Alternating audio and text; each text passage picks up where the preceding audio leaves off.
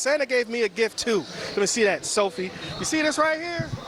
Guys, ladies and gentlemen, I am a Smokey, huh? Andrew, Mike Simon. The Music City Bowl put on a concert, in other words, a show, where Tennessee had the short end of the stick, losing this one to Illinois 30-28. Over at the Tennessee Theater, yes, Candace Parker, the Candace Parker, was inducted into the Women's Basketball Hall of Fame. Yes, she won High School Gatorade Player of the Year for Braylon Staley. You would think that him being named the SEC Freshman of the Year would land him on a preseason all-conference team.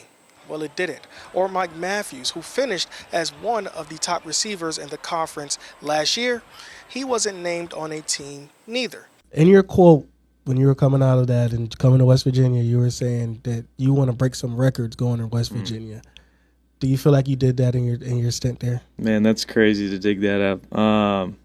I do remember saying that, and I have, which it's pretty full circle now that you say that. The Lady Vols failed to get a win against Texas, which ultimately closed the door on their postseason run. You guys came out on fire on defense for sure and offense, but how do you guys make sure you keep that same intensity?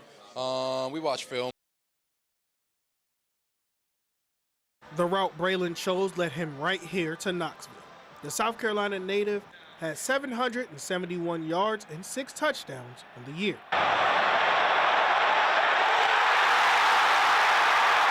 He was also named as the SEC Freshman of the Week twice, and none of this was a surprise to his family.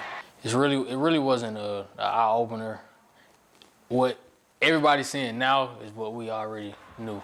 He's also a star off the field.